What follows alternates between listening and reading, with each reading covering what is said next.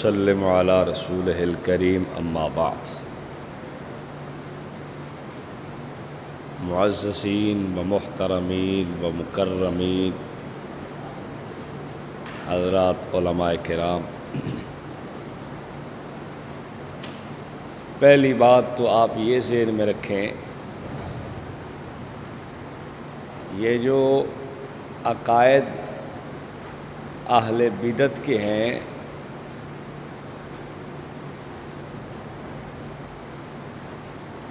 ان کا اور ہمارا اختلاف فروعی نہیں ہے، اصولی ہے۔ بعض ہمارے لوگ غلط فہمی سے کہہ دیتے ہیں کہ یہ تو ہمارا فروعی اختلاف ہے۔ غلط بات ہے، ہمارا اہل بدعت سے فروعی نہیں اصولی اختلاف ہے۔ فتاوی رشیدیہ کو پڑھ لیں، فتاوی محمودیہ کو پڑھ لیں، دیگر اکابر کی تحریریں پڑھ لیں، امام اہل سنہ الشیخ حضرت مولانا سرفراز خان صفدر رحمہ اللہ کو پڑھ لیں، دیگر اکابر کو پڑھ لیں، ذہن میں یہ رکھیں کہ ہمارا ان سے اختلاف اصولی ہے، فروعی نہیں ہے۔ اس پر آپ کے مسائل اور ان کا حل شہید ملت اسلامیہ، شہید اسلام حضرت مولانا محمد یوسف لدھیانوی رحمہ اللہ تعالی رحمتاً واسعہ، ان کی تحریریں بھی شائع ہیں۔ دارالعلوم دیوبند کا فتویٰ، مظاہر العلوم سہارنپور کا فتویٰ، یہ سارے فتاوی جات اپنی اپنی جگہ موجود ہیں۔ اخیرلے دو میں نے جو عرض کیے یہ آپ کے مسائل کے اندر بھی لگے ہوئے ہیں۔ پرانا 10واں ایڈیشن یعنی 10ویں جلد تھی اور نیا ایڈیشن جو ہے اس کی پہلی جلد ہے۔ دونوں فتوے دارالعلوم دیوبند کا اور مظاہر العلوم سہارنپور کا فتویٰ موجود ہے کہ ہمارا ان سے اختلاف اصولی ہے، فروعی نہیں ہے۔ اس لیے فروعی کا قول ایسا آدمی تو کر سکتا ہے کہ جسے صحیح طور پر بات کی سمجھ نہ ہو، غلط سمجھا ہو، لیکن ایک محقق آدمی اور ایک علم و فہم اور فراست رکھنے والا اور دین کا درد رکھنے والا ایسا قول نہیں کر سکتا کہ ہمارا اہل بدعت سے فروعی اختلاف ہے۔ نہیں، ہمارا ان سے اصولی اختلاف ہے۔ اس کی وجہ کہ وہ ایسے عقائد تراش چکے ہیں اور غیر اللہ کے لیے ایسے عقائد کو تسلیم کیے ہوئے ہیں جن پر آج سے نہیں، فقہا قرن اول سے فتوی تکفیر دے رہے ہیں۔ حضرت امام محمد رحمۃ اللہ علیہ ان کے پاس ایک مسئلہ آیا، لوگ کہتے ہیں کہ علم غیب کا مسئلہ تو بس ایسا نہیں ہے، یہ تو فروعی سی بات ہے۔ اب آپ خود سوچیں، مسئلہ آیا، میاں بیوی کا جھگڑا ہو گیا۔ یہ ہوتا رہتا ہے گھر میں جھگڑا۔ آپ میں سے جو متزوجین ہیں ان کو پتہ ہوگا، اور جو مجردین ہیں وہ بیچارے ابھی اس سے واقف نہیں ہیں۔ ایک کورس شادی کورس بھی ہونا چاہیے۔ اس کا فائدہ کیا ہوگا؟ شادی کا، بیوی کو بسانے کا، اس کے ساتھ رہنے کا ان کو طریقہ بتایا جائے کہ بیوی کے ساتھ کیسے رہنا ہے۔ ہمارے جو دیہاتی لوگ ہیں وہ ٹمبے سے کام لیتے ہیں۔ ٹمبا سمجھتے ہو؟ ٹمبا کہتے ہیں سوٹے کو، لکڑی کو، عصا کو، بس وہ اس سے کام لیتے ہیں۔ چل بھائی سیدھی ہو بھائی، یہ کر دے وہ کر دے، فلاں ایسے، یہ یہ شریعت کا مزاج نہیں ہے۔ کتنے جو آپ کے سامنے کیس آئیں گے، اس کی بنیادی وجہ یہی ہوگی کہ بیوی کو گھر میں بسانے کا طریقہ ہی نہیں آتا، رہنا کیسے اس کے ساتھ، اس سے کیسے کام لینا ہے، کس طرح اس کے ساتھ ملنا جلنا ہے، کیسے اس سے میں نے بات کرنی ہے، کیسے پیار سے اس کو میں نے اپنے جو ہے نا وہ بات کے ماننے پہ تیار کرنا ہے، یہ ساری چیزیں سیکھنے کی چیزیں ہیں۔ خیر، میاں بیوی کا جھگڑا ہوا، امام محمد رحمۃ اللہ علیہ کے پاس استفتاء آ گیا، حضرت جی میاں بیوی لڑ پڑے ہیں۔ میاں نے بیوی سے کہا تو غیب جانتی ہے؟ اس نے کہا ہاں میں غیب جانتی ہوں۔ اب کیا فتویٰ ہے؟ امام محمد رحمہ اللہ نے فرمایا وہ کافر ہو گئی ہے اور نکاح باطل ہو چکا ہے۔ یہ امام محمد رحمۃ اللہ علیہ کا فتویٰ فتاوی قاضی خان کے اندر درج ہے۔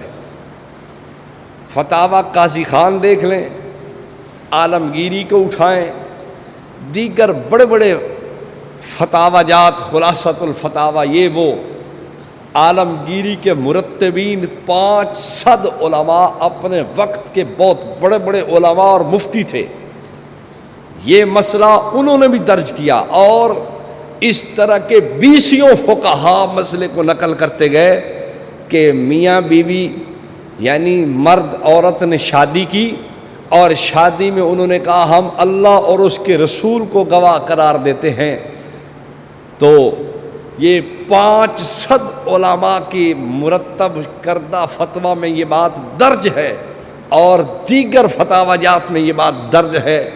یہ خدا اور رسول کو گواہ بنانے والا اور یہ والی، یہ دونوں کافر ہو چکے ہیں۔ کیوں؟ ان کا اعتقاد ہے کہ رسول محترم صلی اللہ علیہ وسلم غیب جانتے ہیں، یہ بجائے نکاح کرنے کے یہ اسلام سے بھی نکل چکے ہیں۔ اب بتائیں مسئلہ قرن اول سے اصولی چلا آ رہا ہے یا فروعی چلا آ رہا ہے؟ اہل بدعت کو یہ بات ہضم نہیں ہوتی، اس میں بھی ٹانگیں کھینچنے کی صورت بنا رہے ہیں، نہیں جی وہ تو شامی نے لکھا ہے کہ لوگ کافر نہیں ہوگا، لأن الرسل یعرفون بعض الغیب، اس لیے کہ رسول بعض غیب تو جانتے ہیں، ہو سکتا ہے ان کو فرشتے نے، ہو سکتا ہے ان کو الہام ہو جائے، ہو سکتا ہے اطلاع ہو جائے، ہو سکتا ہے اللہ بتا دے ان کو، تو پھر تو یہ آدمی کافر نہیں ہوگا۔ اس نیت سے گواہ بناتا ہے کہ وہ اللہ رب العالمین ان کو اطلاع کر دے گا کہ فلاں ایسا نکاح ہوا ہے، تو اب تو غیب دانی کا مسئلہ نہ رہا نا، انہوں نے تو اللہ کی اطلاع کی وجہ سے ایسی بات کی ہے، لہذا کافر نہیں ہوں گے۔ یاد رکھنا، شامی نے جس بنیاد پر کفر کے فتوے کو روکا ہے وہ یہ تھا لأن الرسل یعرفون بعض الغیب، کہ رسول بعض غیب کو جانتے ہیں، جبکہ یہ تو کہتا ہے کل غیب جانتے ہیں۔ اب شامی کی تعویل اسے بچا سکتی ہے؟ شامی کی تعویل تو اسے بچاتی ہے نا جو کہتا کہ بعض اخبار، بعض غیب کی خبریں، بعض انباء غیبیہ، بعض اطلاعات غیبیہ، بعض اخبارات یہ اللہ کے نبی کو بتائے جاتے ہیں، لیکن یہ تو کل مانتا ہے، یہ تو جمیع ما کان و ما یکون مانتا ہے۔ اب شامی کی تعویل اس کو بچا نہیں سکتی۔ بات سمجھ آ رہی ہے؟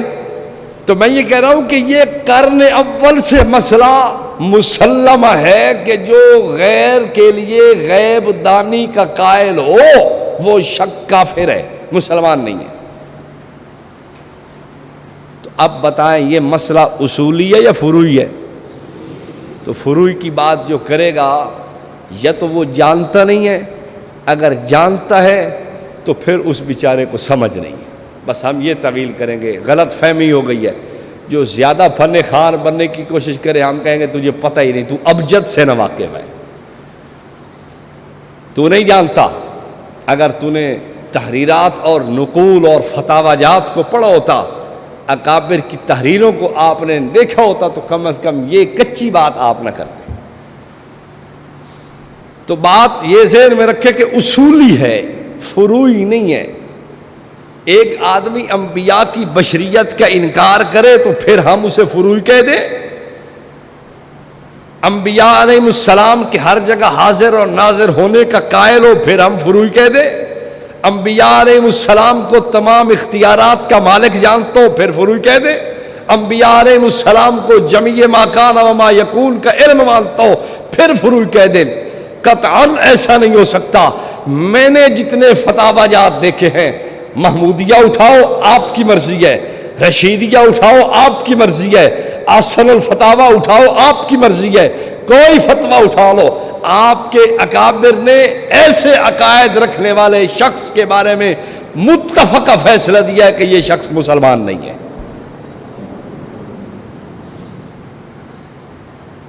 تو یہ اصولی مسائل ہیں، فروعی نہیں ہے۔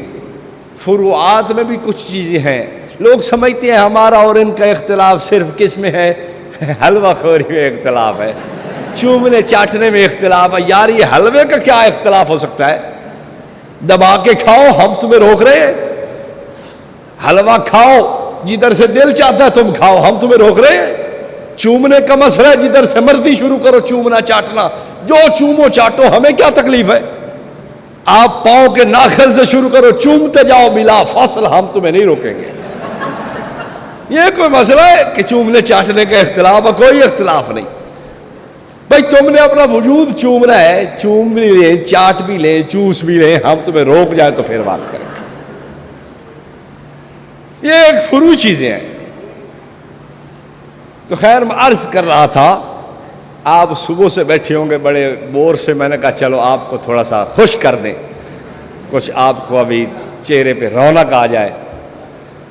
تو یہ اصولی مسائل ہیں، اس لیے ہم ان مسائل کو بیان کرنا، ان عقائد کو بیان کرنا ضروری سمجھتے ہیں کہ ان کے انکار سے آدمی اسلام سے بھی نکل جاتا ہے، نکاح بھی باطل ہو جاتا ہے، اور اس کا پورا اسلام جو تھا وہ بالکل ختم ہو گیا۔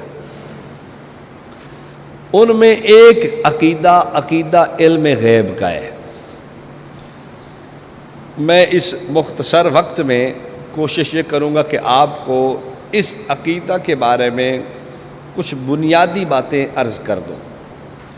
دلائل بعد کی بات ہیں، پہلے نفس مسئلہ آپ کو سمجھ آنا چاہیے کہ ہمارا اور اہل بدعت کا اختلاف کیا ہے۔ اختلاف میں ایک سطر آپ ذہن میں بٹھا لیں، ہمارا اور ان کا اختلاف اس بات میں ہے کہ انبیاء علیہم الصلاۃ والتسلیمات کو جمیع ما کان و ما یکون کا علم تھا یا نہیں تھا۔ وہ کہتے ہیں کہ انبیاء علیہ السلام جمیع ما کان و ما یکون کا علم جانتے تھے۔ ما کان کیا کہتے ہیں؟ ما موصولہ، کانا فعل ماضی، وہ جو ہو چکا،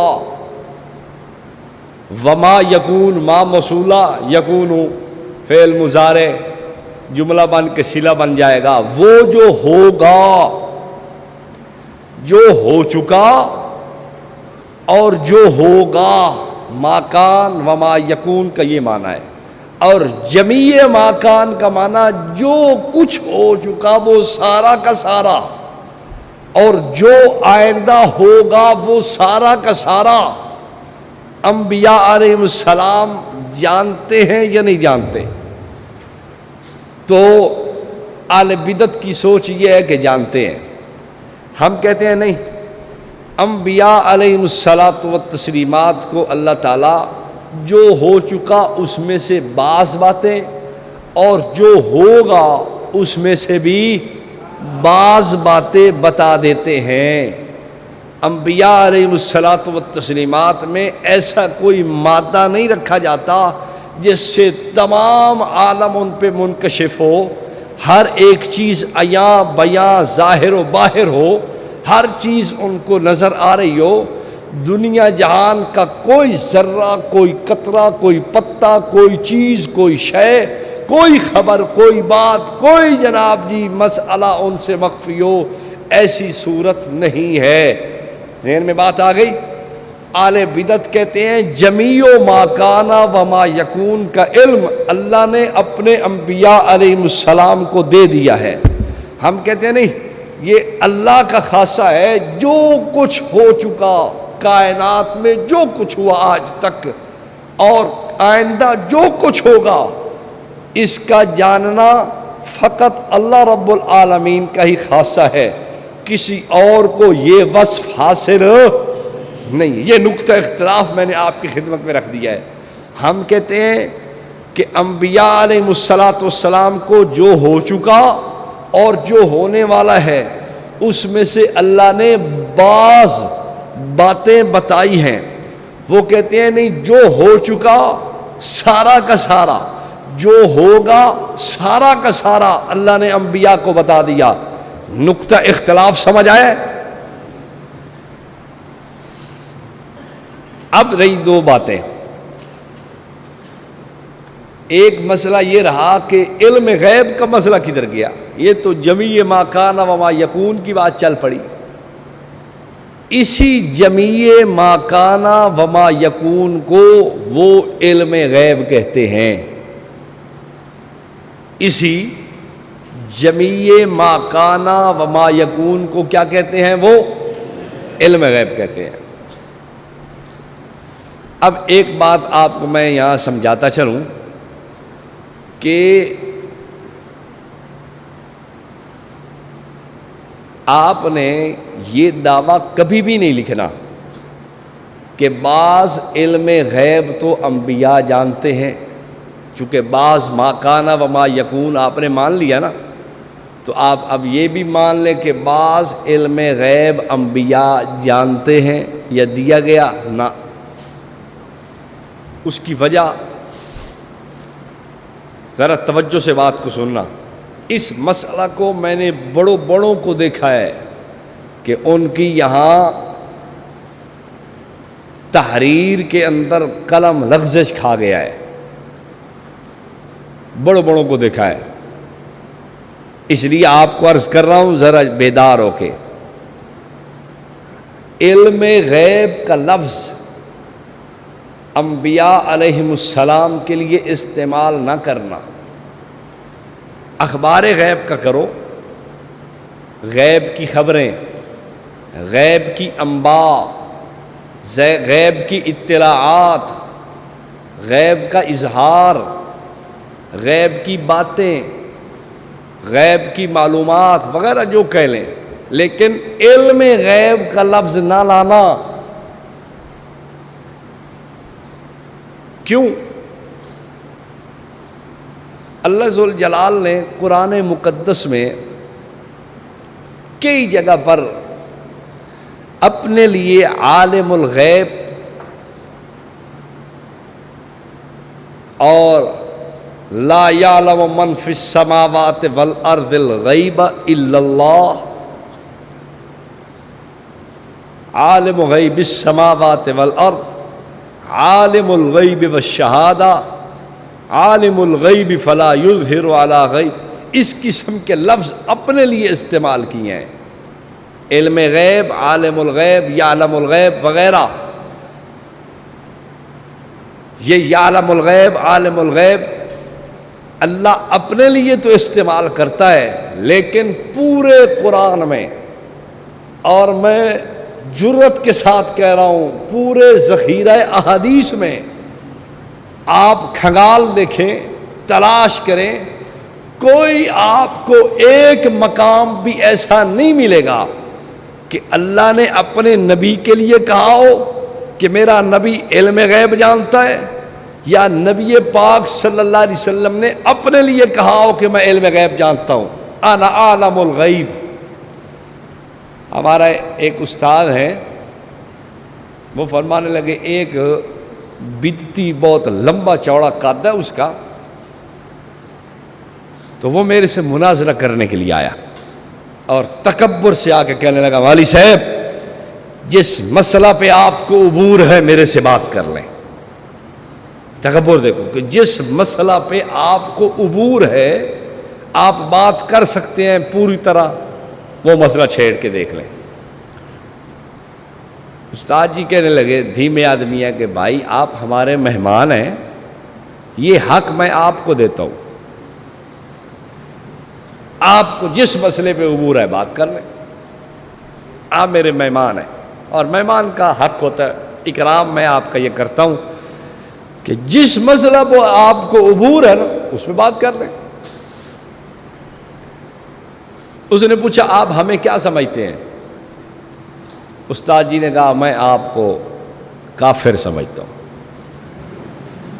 وہ غصے ہو گیا، کھڑا ہو گیا۔ استاد نے کہا بھائی اسے بٹھاؤ، کمال ہے یار تیرا، میں نے جو تجھے کہا ہے تو تم اسے پوچھ۔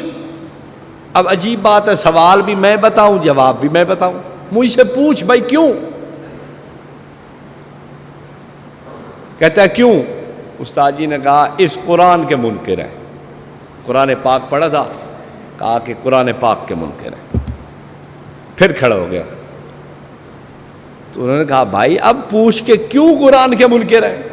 عجیب احمق آدمی ہے، مناظرہ کرنے آیا اور تجھے اتنی سمجھ نہیں ہے کہ سوال کیا کرنا ہے، سوال بھی میں بتاؤں جواب بھی میں بتاؤں۔ واہ!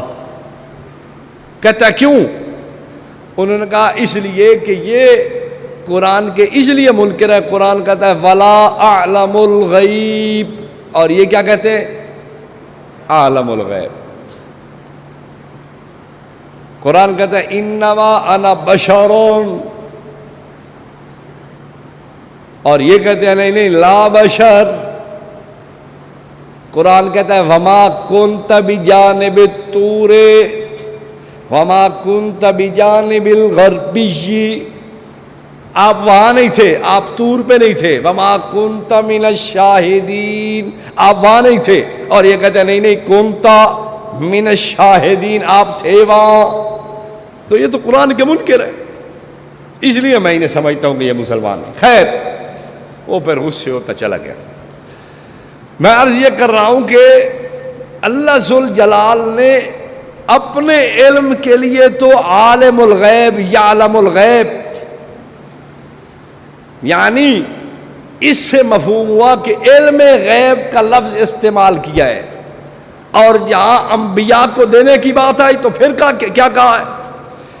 ذالک من انباء الغیب نوحیہ الیک، یہ غیب کی خبریں ہیں جو ہم نے آپ کی طرف وحی کی ہیں، انباء الغیب۔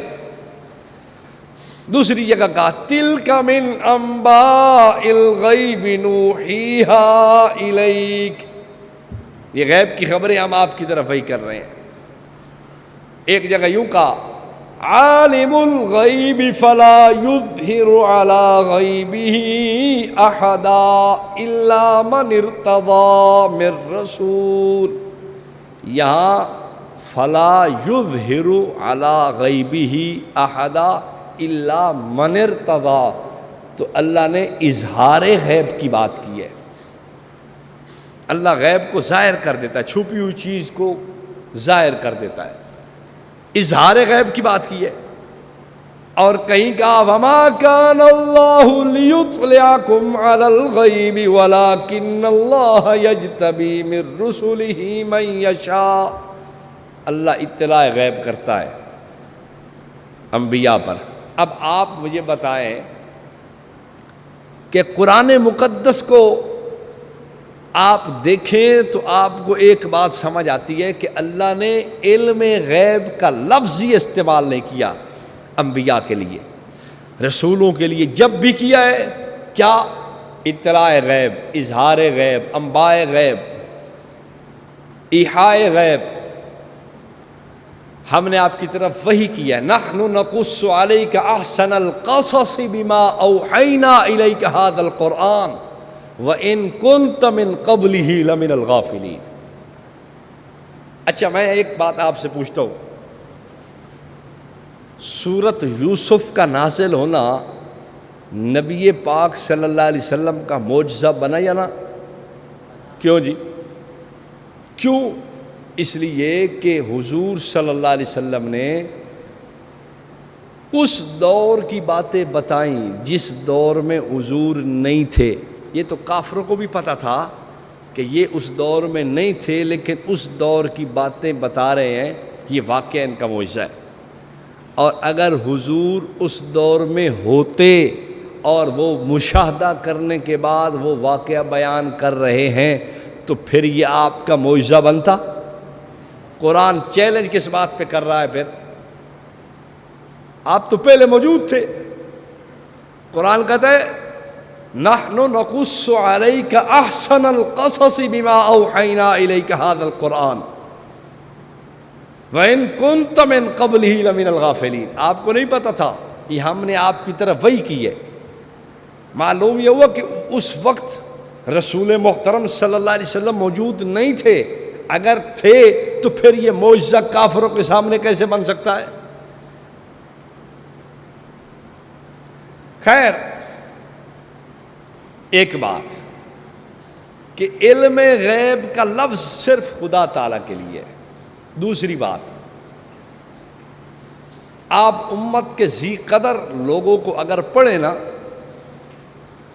مثلا شاہ ولی اللہ رحمہ اللہ کو پڑھیں، آپ مولانا عبدالعزیز پرہاڑوی کو پڑھیں، علامہ شامی نے بھی رسائل ابن عابدین میں اس کو نقل کیا ہے کہ علم غیب کہتے ہیں اس علم کو جو از خود ہوتا ہے، کسی کی عطا نہیں ہوتا بلکہ اپنا ہوتا ہے. تو اپنا علم کس کا ہے؟ کسی اور کا نہیں ہے سوائے خدا تعالیٰ کے. تو اس سے بھی پتہ چلا کہ انبیاء علیہ السلام کے لیے علم غیب کا لفظ استعمال نہیں کریں گے.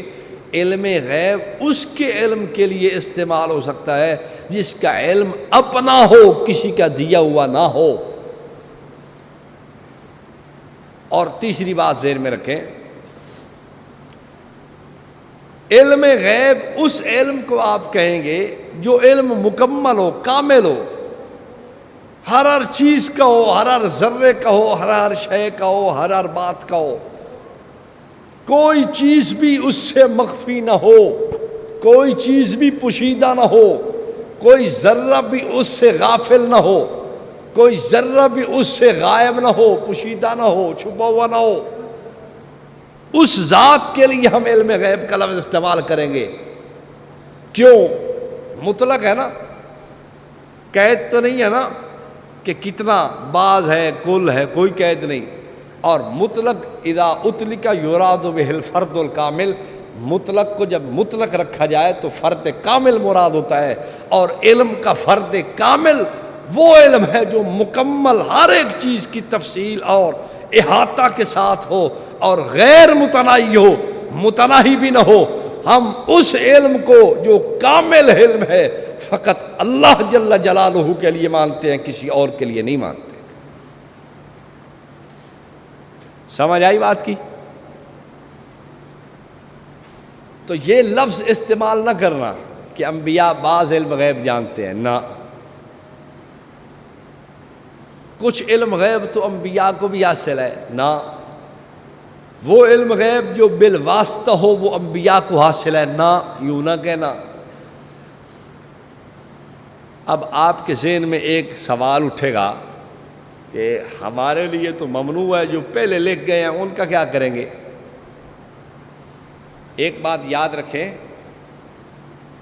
کہ اگر کسی نے بڑوں میں سے ایسی بات لکھی بھی ہے، اس لکھنے میں بھی ان کے لیے کوئی حرج نہیں. کیوں؟ وہ صرف لغوی طور پہ لکھ رہے ہیں، صرف لغوی طور پہ. لغت میں علم کہتے ہیں دانستن، العلم دانستن، جاننا. اور غیب کہتے ہیں چھپی ہوئی بات کو. ایک بات بھی کوئی آدمی اگر جانتا ہے تو لغوی طور پہ اسے کیا کہیں گے؟ بولیے. لیکن حقیقت میں علم غیب اس ذات کے لیے کہتے ہیں کہ جو ہر ایک چیز کا علم رکھتی ہو، جس سے کچھ بھی پوشیدہ نہ ہو، نہ ماضی، نہ حال، نہ استقبال. کوئی چیز غیب نہیں ہے، کوئی چیز اس پہ مخفی نہیں ہے، کوئی چیز اس پر نہا پوشیدہ نہیں ہے، کوئی چیز اس سے غائب نہیں ہے. ہر ایک چیز کی تفصیل، احاطہ اور غیر متناہی معلومات اس کے پاس ہوں. اور اس کا یہ سب کچھ اپنا ہو، کسی کا دیا ہوا نہ ہو۔ اب میں آپ سے پوچھتا ہوں، جب لغوی طور پر علم کہتے ہیں جاننے کو اور غیب کہتے ہیں چھپی ہوئی بات کو، تو اگر کوئی دو باتیں بھی جانتا ہے لغوی طور پہ تو اسے علم غیب کہیں گے۔ مولوی صاحب سکتے پے ہو یا ویسے اکھی بند کیتی بیٹھے ہو؟ آنکھیں بند کرنے سے زیادہ سمجھ آتی ہے آدمی کو۔ اکھی نوٹ کے بندہ بیٹھے ہوئے نا، آنکھیں بند کر کے، تو پھر زیادہ بندہ توجہ کے ساتھ سنتا ہے، پھر یکسو ہو جاتا ہے، ورنہ نگاہ تو جدھر اٹھے گی ادھر کا خیال آئے گا۔ تو آنکھیں بند کر کے پھر بندہ بیٹھتا ہے، چلو اچھی طرح بات ذہن نشین ہو جائے۔ آپ بھی بے شک کر لیں، کوئی حرج نہیں۔ میں نے تو اپنے وقت سے پہلے اٹھنا نہیں ہے، بے شک ساری آنکھیں بند کر کے بیٹھے رہو۔ سمجھ آئی بات کی؟ آپ کو کیا خبر جو میں جانتا ہوں، کاش آپ لوگ بھی جاننے لگتے، تو پھر میں آپ سے پوچھتا کہ آپ کے اندر کی کیا کیفیت۔ جو کچھ ہمارے بارے میں لکھا جا رہا ہے اور لکھا گیا ہے، اور ہمارے اکابر کو جو گالیاں دی گئی ہیں نا، یقین جانیں اگر آپ پڑھ لیں، وہ کہتے ہیں مولانا الیاس رحمۃ اللہ علیہ رات کو روتے تھے اٹھ اٹھ کے۔ اہلیہ پوچھتی تھی کہ آپ کیوں روتے ہیں؟ انہوں نے کہا بس تجھے کیا بتاؤں، اگر تجھے پتہ چل جائے کہ الیاس کیوں روتا ہے تو پھر رات کو رونے والے ایک نہیں پھر دو ہو جائیں گے۔ میں کس بنیاد پہ رو رہا ہوں تجھے نہیں پتہ۔ جو کڑن سوچ میرے اندر ہے، اگر آپ کے اندر وہ سوچ پیدا ہو، ان کتابوں کا مطالعہ کریں، تو میرا خیال ہے شاید آپ میں بھی یہ فکر پیدا ہو اور یہ کڑن پیدا ہو اور یہ ایک درد پیدا ہو کہ اس فتنے کو کیسے ہم نے روکنا ہے۔ کیونکہ ابھی آپ بچے ہیں، ابھی آپ کی عمر تھوڑی ہے، فکر نہیں ہے، آگے آپ کو دنیا میں کام کرنے کا موقع نہیں ملا، میدان نہیں ملا، امت کے احوال کی آپ کو خبر نہیں ہے، بستیوں کی بستیاں اجڑتے ہوئے آپ نے دیکھی نہیں ہیں، عقائد و نظریات لوگوں کے خراب ہوتے آپ نے دیکھے نہیں ہیں، اس لیے ابھی آپ کو پتہ نہیں۔ تھوڑا باہر نکلیں گے جب ماحول میں، پھر آپ کو پتہ چلے گا کہ کیا ہے۔ میں اور کچھ نہیں کہتا، ایک حوالہ آپ کے سامنے رکھتا ہوں، صرف ایک کتاب ہے نقوش رفتگاہ، شیخ الاسلام مفتی محمد تقی صاحب زیدہ مجدہم کی کتاب ہے۔ اس کے حوالہ بھی میں آپ کو دکھا ہی دوں، آپ یوں نہ کہیں کہ پتہ نہیں مولوی صاحب یہ ٹھوک کی بیٹھا ہے، لکھے ہویا کوئی نہیں، اور سانو کیا پتہ۔ ہر بات پہ تو بندہ ایمان نہیں لا سکتا نا، کوئی چیز تو دیکھنی پڑتی ہے۔ اس کے اندر مفتی صاحب لکھتے ہیں کہ مجھے مولانا منظور احمد نعمانی رحمۃ اللہ علیہ نے خط لکھا۔ یہ خط و کتابت جو ان کی تھی نا، یہ انہوں نے وہ چھاپی ہے، مختلف اکابر کے ساتھ جو ان کے تعلقات تھے یا ان کے حالات ہیں وہ جمع کیے۔ مفتی صاحب لکھتے ہیں کہ انہوں نے مجھے خط لکھا، مولانا منظور احمد نعمانی رحمۃ اللہ علیہ، جنہوں نے مسلک کا دفاع کیا ہے اور دفاع کرنے کا حق ادا کیا، جنہوں نے اپنا وطن لکھنؤ ترک کر کے بریلی کے اندر آ کے مکان لے لیا اور بریلی رہنا شروع کر دیا کہ میں تواڈے سیر تے بیٹھا، جے نو پیڑ تے تکلیف ہوئے میرے کو آ کے دوائی لے لو۔ یعنی جس بدعتی کو تکلیف ہو ہمارے اکابر کے بارے میں، جس کو پریشانی ہے وہ آ کے مجھ سے بات کر لے، میں اپنا گھر چھوڑ کے تواڈے گھر آیا بیٹھا، تواڈے ویڑے بڑھیا بیٹھا، تمہارے گھر میں آیا بیٹھا ہوں۔ جس کو ضرورت ہے، جو چاہتا ہے کہ علماء دیوبند مسلمان نہیں ہے جو اس طرح بات کر آئے، میں تمہارے گھر میں آیا بیٹھا ہوں، یا بات کر لیں۔ اب اس سے بڑا کوئی جری آدمی ہوگا؟ انہوں نے خط لکھا، صفحہ 505، اور کہنے لگے مفتی صاحب میرا دل کرتا ہے کہ میں لاہور یا کراچی آؤں، منتہی طلباء کو اکٹھا کروں، دورہ حدیث شریف مشکات شریف کے طلباء اکٹھے ہوں، میں ان کو پڑھاؤں بیٹھ کے ان کے بارے میں۔ کیوں؟ لفظ مفتی صاحب نے نقل کیے ہیں، وہ فرماتے ہیں کہ اس لیے کہ یہ طائفہ، یہ گروہ ضرر کے لحاظ سے قادیانیوں سے بھی بڑا فتنہ ہے۔ ضرر، تکلیف، نقصان کے اعتبار سے یہ قادیانیت سے بھی بڑا فتنہ ہے۔ قادیانیت کو ہر بندہ سمجھتا ہے، سمجھنے کا مطلب یہ ہے کہ جب پتہ چلے کہ یہ قادیانی ہے چلو جی، اور ان کو تو ہمارے لوگ نہیں سمجھ رہے، ابھی تک کہتے ہیں فروعی مسئلے ہیں، فروعی مسئلے ہیں۔ بات سمجھ آ رہی ہے؟ قادیانی جب اپنی بات کرے گا کہ انبیاء علیہ السلام کا سلسلہ چل رہا ہے تو ہر آدمی کہے گا بھائی خاتم الانبیاء ہم مانتے ہیں، حضور کو آخری نبی مانتے ہیں، تو یہ بات تو کیوں کر رہا ہے؟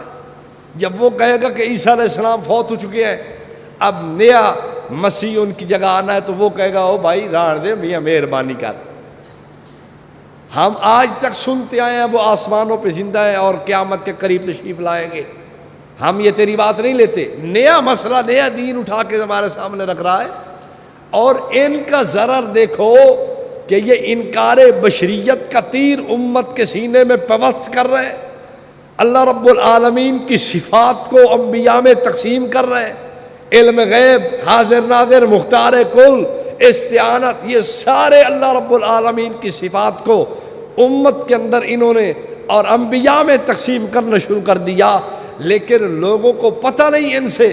اب آپ مجھے بتائیں، قادیانیت کے فتنے سے ویسے ہی آدمی بھٹک جاتا ہے کہ اوے پرا سر لا جاؤ، تو اسا تواڈے نیڑے نہیں بہندے، ہم تمہارے نزدیک نہیں آتے، پتہ نہیں کہاں سے اٹھ کے آ گئے ہو جو انبیاء کی نبوت کو چھوڑ کے تمہارے اب جناب جی مرزا غلام احمد قادیانی کے پیچھے چڑھے، چل چل بھاج جاؤ پرا، کام ویکھو، حیثیت ویکھو، شخصیت ویکھو اپنی تے کام ویکھو، اور تم اس لائق کہاں ہو کہ تم کرسی نبوت پہ بیٹھ سکو؟ تمہاری شکل نہیں، عقل نہیں، صورت نہیں، مورت نہیں۔ لیکن یہ چیزیں وہ چپ کر کے امت کے اندر ڈالتے جا رہے ہیں۔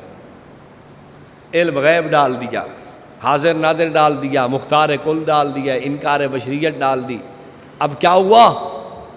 اب میں آپ سے پوچھتا ہوں، دیانتداری سے بات مجھے بتائیں، حیات مسیح کا انکار کرنا جرم معلوم ہوتا ہے، اور اگر کوئی رضا خانی کہہ دے کہ میں انبیاء کو بشریت کے لباس میں مانتا ہوں، آپ کو یہ جرم معلوم ہوگا؟ کیوں جی؟ وہ کہتا ہے کہ انبیاء لباس بشریت میں تشریف لائے، آپ کو یہ جرم معلوم ہوگا؟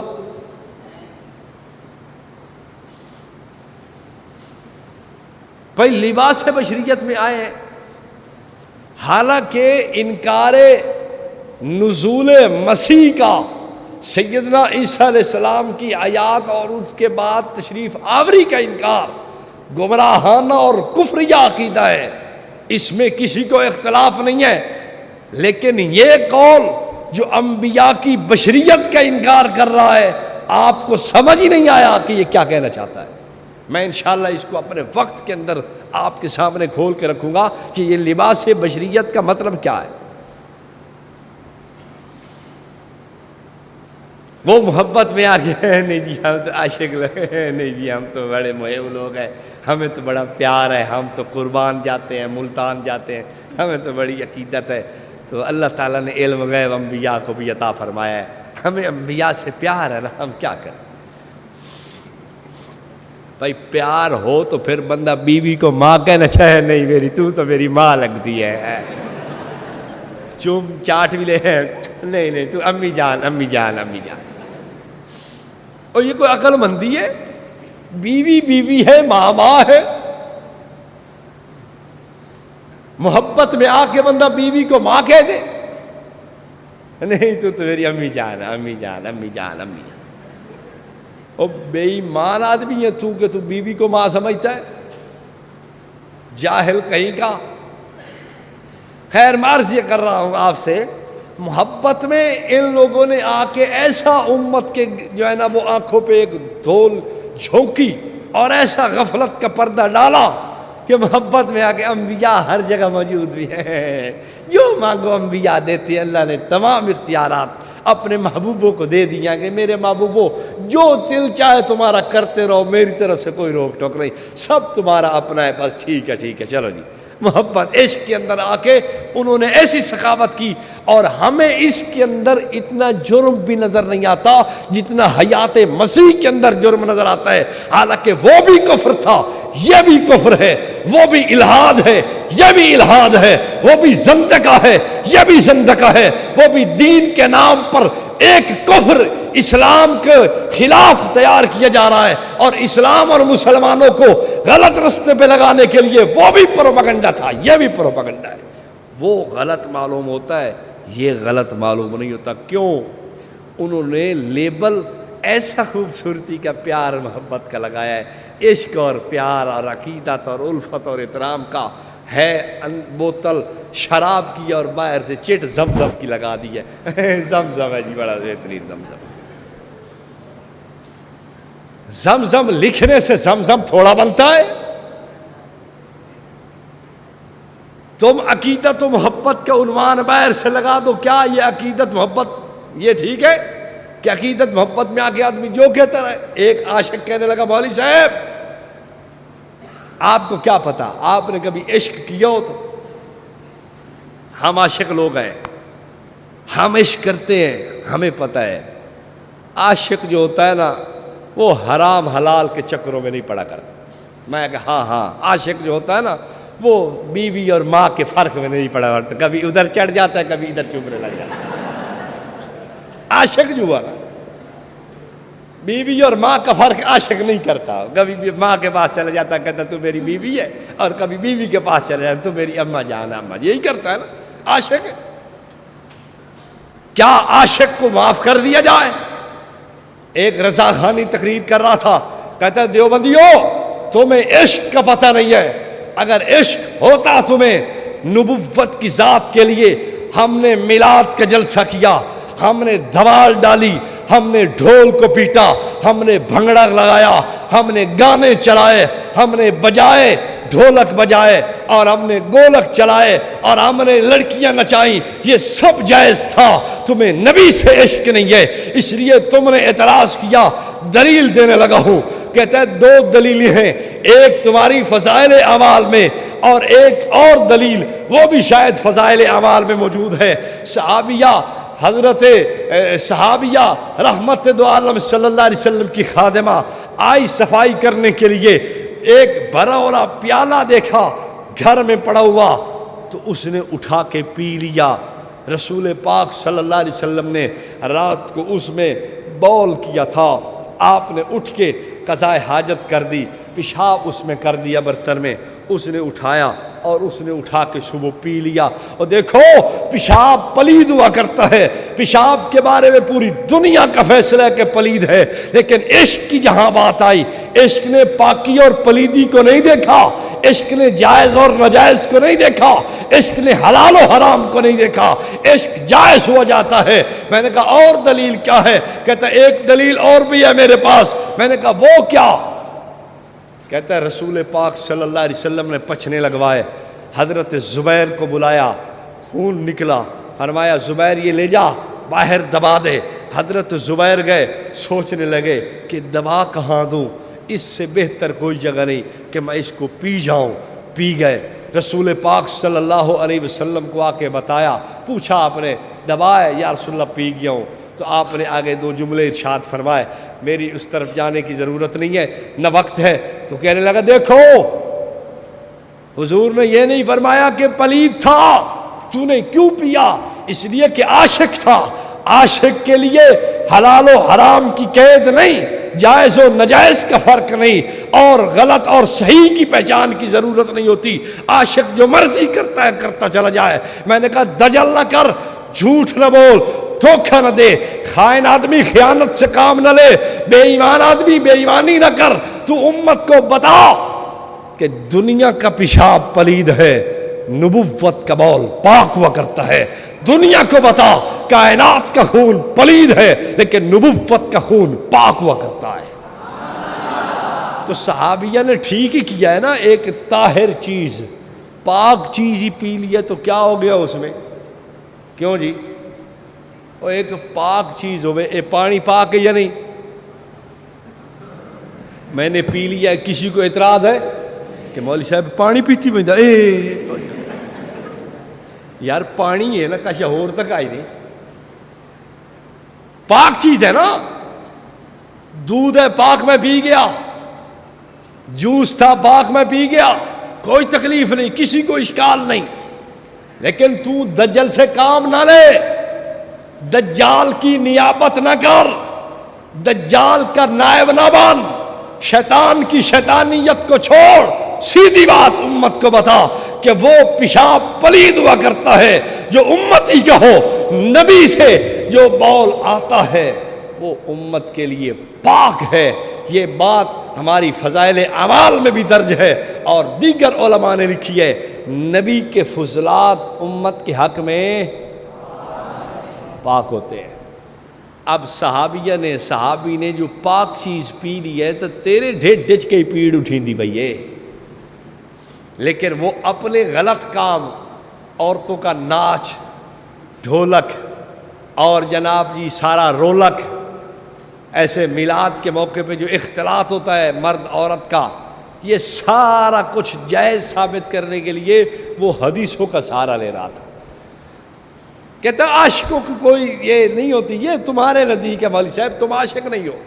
میں نے کہا ٹھیک ہے چلو، میں عاشق نہیں ہوں جیسا تو سمجھنا چاہتا ہے، میں ویسا عاشق تو نہیں ہوں، لیکن عاشق کے لیے جب حلال و حرام کا فرق نہیں ہوتا تب میں انتظار کرے سا آج سوانی دیر بنجر دی بجائے ماں دیر بنی تھی، مجھے انتظار رہے گا تمہارا۔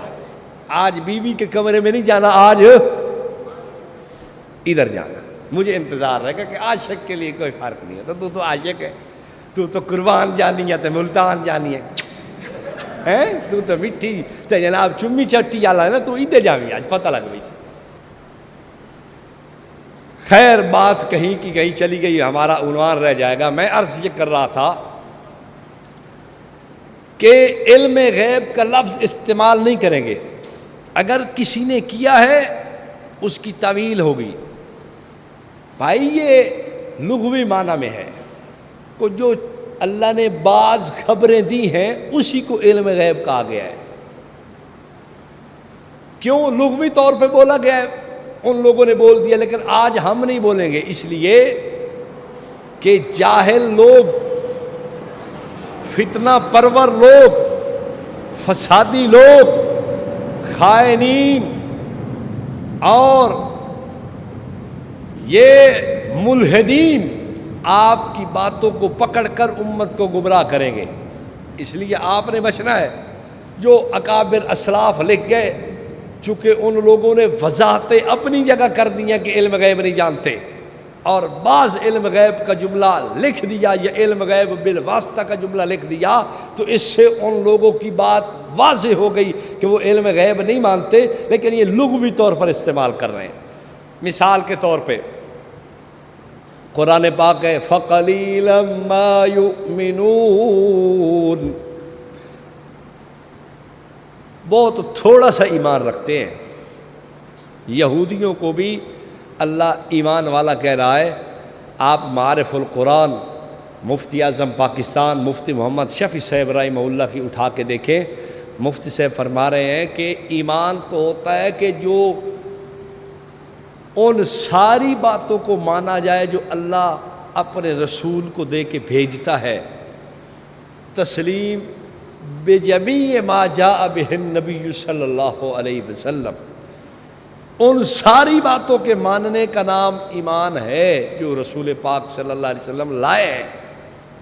اب یہودی ایک دو باتوں پہ تو ایمان رکھتے تھے، قیامت مانتے تھے، اللہ رب العالمین کی ذات کو مانتے تھے، تو ایک دو باتیں ماننے کی وجہ سے یہودیوں کے لیے لغوی طور پر اللہ رب العالمین نے ایمان کا لفظ استعمال کیا، لغوی طور پر۔ لغت میں تھوڑا کہتے ہیں ایمان کو کہ ساری باتوں کا ماننا ایمان ہے، لغت میں ایمان کہتے ہیں ماننا، تسلیم کرنا، تو وہ ایک دو بات تو مان رہے ہیں نا لغوی طور پر، اس لیے قرآن نے ایمان والا کہا ہے۔ حقیقت میں وہ ایمان والے، حقیقت میں ایمان والا وہ ہوگا جو جمیع کو مانے گا، جو اللہ کی طرف سے رسول محترم صلی اللہ علیہ وسلم لائے ہیں، ان تمام عقائد و نظریات کا ماننا ایمان ہوگا۔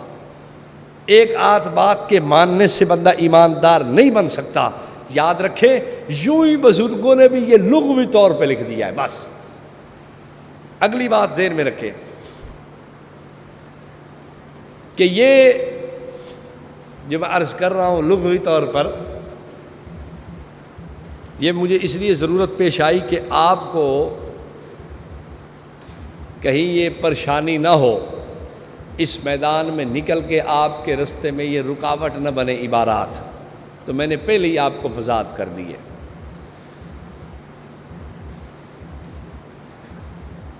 اب اگلی ایک بات ذہن میں رکھیں، اگر غیب کی تعریف ہی آپ دیکھ لیں نا کہ غیب کسے کہتے ہیں، ان لوگوں نے اپنی کتابوں میں لکھا ہے غیب اس علم کو کہتے ہیں، یا غیب یہ ہے کہ آدمی حواس ظاہرہ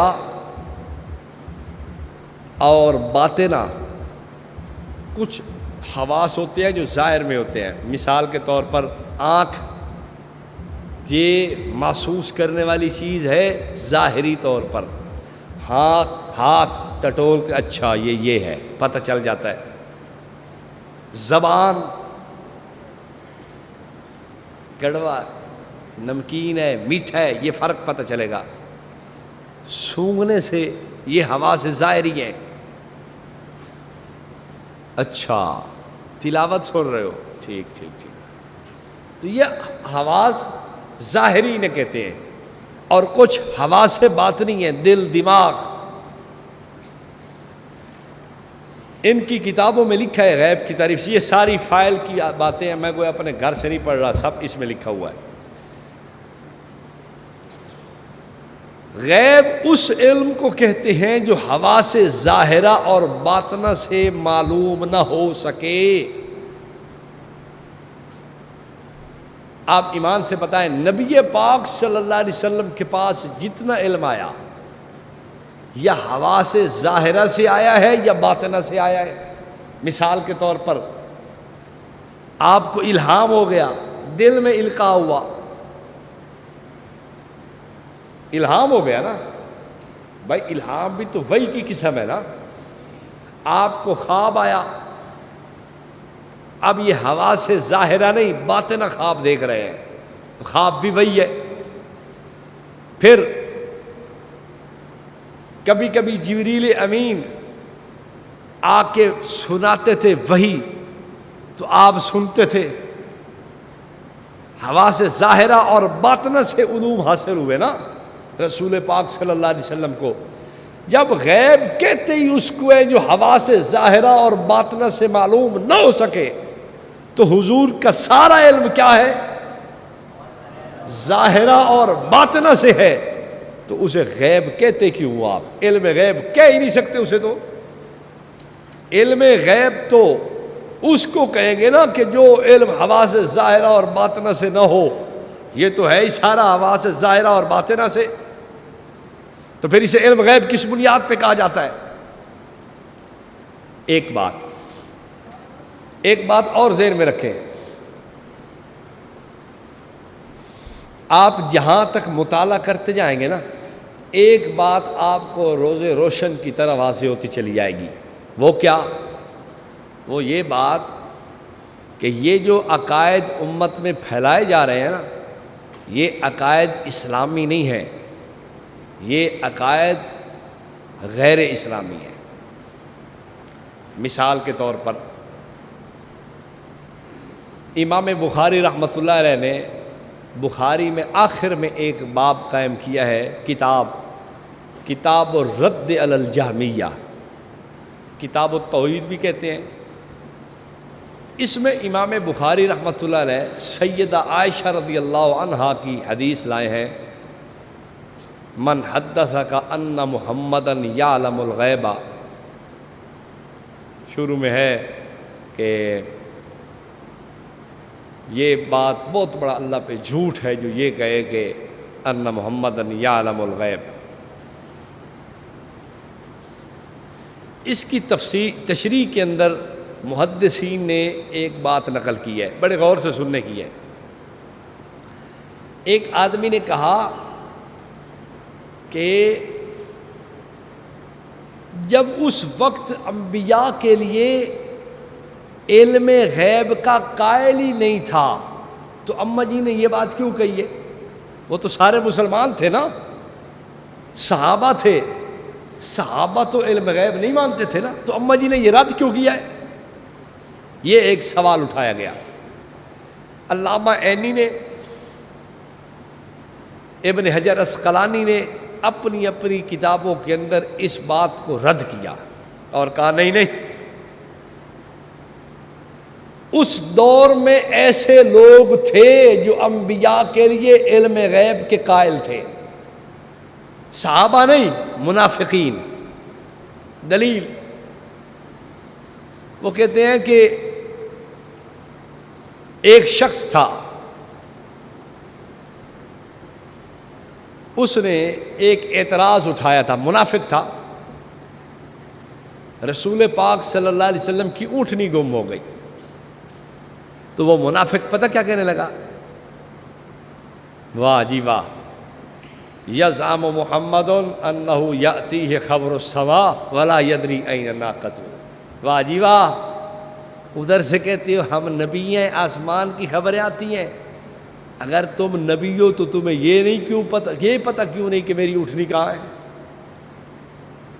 اب آپ دیکھیں، کافر کی سوچ یہ تھی، اس وقت کے منافق کی سوچ یہ تھی کہ جو نبی ہوگا اس کو اس طرح کی چیزوں کا سارا علم ہوگا، نبی ہر چیز کو جاننے والا ہوگا۔ حالانکہ آپ مجھے بتائیں، انبیاء علیہ السلام کو جو اللہ علم دیتا ہے اپنی مرضی سے دیتا ہے، جس چیز کا دے جس چیز کا نہ دے۔ نبوت کے لیے ایسی چیزوں کا جاننا ضروری سمجھنا یہ کن کی سوچ تھی؟ منافقین کی سوچ تھی، مسلمانوں کی نہیں تھی۔ تو اماں جی نے یہ جملہ جو فرمایا ہے یہ منافقین پہ رد ہے۔ اب آپ سوچیں کہ یہ بات منافقین کی اس دور میں آپ کو شہد بنا کے پیش کی جا رہی ہے، نہیں جی علم غیب تو ماننا چاہیے، جمیع ماکان، ہر ایک چیز تو نبوت کہتے ہی کس کو ہے؟ نبوت کہتے ہی اس کو ہے کہ غیب پر مطلع ہونا۔ بھائی غیب پر مطلع ہونے کو نبوت کہتے ہیں، اس کا یہ تھوڑا مطلب ہے کہ اس طرح کی باتیں۔ نبوت کے لیے جو لوازمات ہیں، جو علوم لوازم ہیں، وہی ہے، دین کی بات ہے، وہ ہے۔ اس سے مراد نہ کہ یہ کہ نبوت کہتے ہی غیب پہ مطلع ہونے کا، ادھر کی ساری باتیں دنیا کی اور جو چیزیں انبیاء علیہ السلام کے شایان شان نہیں وہ بھی جانتے ہو، اس کا یہ مطلب تھوڑا ہی ہے۔ وما علمناه الشعر وما ينبغي له، اللہ کہتا ہے یہ شعر گوئی آپ کے لیے مناسب نہیں تھی۔ اب معلوم ہوا کہ نبوت غیب پر مطلع ہونے کو اگر کہتے ہیں تو علم شعر گوئی حضور کو کیوں نہیں؟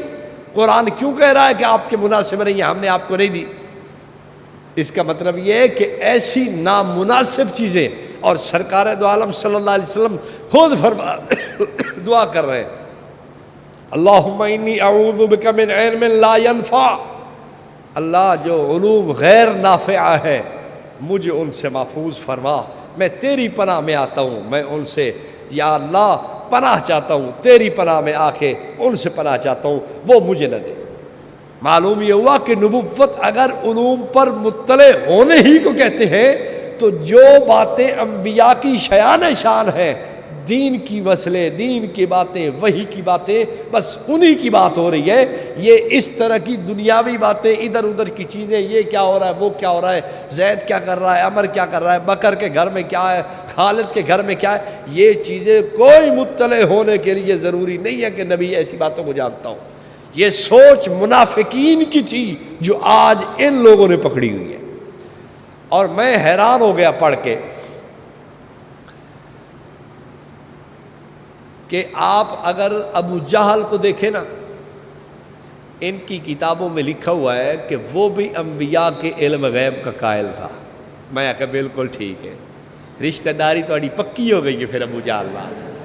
جب وہ بھی علم غیب کا قائل ہے تو پھر آپ کا رشتہ دار نکلا نا، دادا نکلیا یا تایا نکلیا یا سہرا نکلیا یا چاچا نکلیا، جو بھی ہے تسی بنا لو رشتہ ہو جنا۔ مرزائیوں کی کتابیں پڑھو تو مرزائی بھی کہتے ہیں کہ انبیاء علم غیب جانتے ہیں۔ مرزا نے خود ایک غلطی کے ازالہ میں یہ بات کہی ہے کہ میں علم غیب پہ قابو ہوں، علم غیب میں جانتا ہوں۔ بعض کتابوں میں اس نے لکھا ہے کہ علم غیب کے گھوڑے پر مجھے قابو دیا گیا، میں پورا عبور رکھتا ہوں۔ میں آپ سے پوچھتا ہوں، مرزائیوں کی بھی یہی سوچ، مشرکین کی بھی یہی سوچ، منافقین کی بھی یہی سوچ، اور وہ دوسرے لوگوں کی بھی یہی سوچ، اور یہی سوچ ان لوگوں کی، تو دنیا کے تمام باطل کی سوچ یہی ہے کہ انبیاء علم غیب جانتے ہیں۔ روافظ کی اگر کتابوں میں پڑھیں تو وہ بھی یہی بات کرتے ہیں کہ علم غیب جانتے ہیں۔ یہ ائمہ یعلمون علم ما کان وما یکون، اصول کافی میں لکھا ہے، پورا باب باندھا ہے انہوں نے، ان الائمۃ یعلمون علم ما کان وما یکون، ما کان وما یکون کی ساری تفاصیل جانتے ہیں۔ امام سے کچھ بھی نہیں مخفی ہوتا، امام پر کوئی چیز غیب نہیں ہوتی، امام ہر ایک چیز کو دیکھتا جانتا ہے۔ خیر، یہ آپ کو ایک ضروری بات عرض کرنی تھی میں نے کہ یہ جو عقیدہ امت کو دینا چاہ رہے ہیں وہ عقیدہ اسلامی نہیں، تمام باطل کی مشترکہ آواز ہے، مشرکین کی بھی۔ انہوں نے خود ابو جہل کے بارے میں لکھا ہے، ایک کتاب ہے ان کی مثنوی شریف کی شرح، فیض احمد اویسی کی لکھی ہوئی ہے، تقریباً 5 جلدوں میں چھپ چکی ہے۔ اس میں اس نے لکھا ہے کہ ابو جہل بھی نبی کے علم غیب کا منکر نہیں ہے، قائل ہے۔ اور ایک کتاب ہے سخن بخشش شرح ہدایت کے، سخن رضا شرح ہدایت کے بخشش، یہ ایک مولوی اول صاحب ہے، محمد اول، انڈیا کا رہنے والا ہے، اس کی کتاب ہے۔ اس نے بھی اس میں لکھا ہے کہ ابو جہل بھی نبی کے علم غیب کا قائل تھا۔ جب مشرکین بھی قائل ہوں، روافظ بھی قائل ہوں، اور منافقین بھی کہے ہوں، اور مرزائی بھی کہتے ہوں، تو یہ ایک ان سارے باطل کا اجماعی مسئلہ ہو گیا نا کہ انبیاء علم غیب جانتے ہیں، اور انہی کی مشترکہ آواز کو رضا خان نے اٹھایا ہے۔ انہی کی مشترکہ بات کو ان لوگوں نے اٹھا کے امت کے سامنے رکھا کہ نبی تو علم غیب جانتے ہیں۔ خیر، اب آئیے میں تھوڑا سا آپ کو تفاسیر سے اور آیات سے ایسے تھوڑی سی باتیں آپ کو میں عرض کر دیتا ہوں۔ قرآن پاک کی بہت ساری تفاسیر لکھی گئی ہیں، بہت ساری آیات کے نیچے آپ کو یہ مسئلہ مل جائے گا۔ مثال کے طور پر قُلْ لَا يَعْلَمُ مَنْ فِي السَّمَاوَاتِ وَالْأَرْضِ الْغَيْبَ کے تحت امام رازی نے لکھا ہے، اعلم انہ تعالی لما بین انہ المختص بالقدرت فکذالک بین هو المختص بعلم الغیب۔ قُلْ لَا يَعْلَمُ مَنْ فِي السَّمَاوَاتِ وَالْأَرْضِ الْغَيْبَ کی تفسیر میں امام رازی نے یہ لکھا ہے کہ اللہ تعالیٰ علم غیب کے ساتھ مخصوص ہے، یعنی علم غیب خدا کا خاصہ ہے۔ تفسیر خازن کے اندر اسی آیت کے تحت لکھا ہے ان اللہ هو الذی یعلم الغیب وحدہ، صرف اللہ ہی علم غیب جانتا ہے۔ تعویلات اہل سنہ میں امام ابو منصور ماتریدی نے لکھا ہے انما یعلم الغیب الا اللہ، انما بھی حصر ہے، پھر یہ بھی حصر دیکھیں کہ فاعل کو بعد میں نقل کیا گیا، یہ استثناء کی صورت میں یہ بھی حصر پیدا ہو جاتی ہے کہ صرف اور صرف علم غیب اللہ ہی جانتا ہے۔ روح المعانی میں بھی یہ بات نقل کی گئی ہے، وبالجملۃ علم الغیب بلا واسطۃ کلا او بعضا مخصوص باللہ جل وعلا لا يعلمه احد من الخلق اصلا۔ تفسیر بحر محیط میں ہے، دلت الآیت علی انہ تعالی هو المنفرد بعلم الغیب، یہ آیت دلیل ہے کہ صرف اللہ ہی علم غیب جانتا ہے۔ ملا علی قاری نے بھی اسی آیت سے استدلال کیا ہے، ذکر الحنفیۃ تصریحا بالتکفیر باعتقاد ان النبی صلی اللہ علیہ وسلم یعلم الغیب لمعارضۃ قولہ تعالی قل لا یعلم من فی السماوات والارض الغیب الا اللہ، اور یہی بات مولانا عبداللہ لکھنوی رحمہ اللہ نے بھی اپنے مجموعہ فتاوی میں نقل کی ہے، اور یہی بات سیدہ عائشہ رضی اللہ عنہا نے بھی اسی آیت سے استدلال کیا ہے، من حدثک انہ یعلم الغیب فقد کذب وہو یقول لا یعلم الغیب الا اللہ۔ اور مسامرہ مع مسائرہ کے اندر بھی یہی بات موجود ہے، ذکر الحنفیۃ تصریحا بالتکفیر باعتقاد ان النبی صلی اللہ علیہ وسلم یعلم الغیب لمعارضۃ قولہ تعالی قل لا یعلم من فی السماوات والارض الغیب الا اللہ۔ اب آیت نمبر 2 دیکھیں، احط بما لم تحط بہ، پرندہ کہنے لگا میں ایسی خبر لایا ہوں جو آپ کو بھی پتہ نہیں۔ اتنی بات تو ہدہد کو بھی پتہ ہے کہ نبی ہر ایک چیز کو جاننے والا نہیں ہے، لیکن یہ لوگ عجیب آدمی ہیں، اتنی عقل بھی نہیں رکھتے۔ ہدہد نے کہا تھا نا، اب ہدہد تو گستاخ ہو گئے، میرے خیال ہے وہ بھی دیوبند سے پڑھ کے آیا تھا شاید۔ اگر بریلی شریف کا چکر لگا لیتا نا ایک دفعہ تو پھر شاید ایسی بات نہ کرتا ہے۔ دیوبند سے ہو کے آیا تھا تو اس نے کہہ دیا احط بما لم تحط بہ،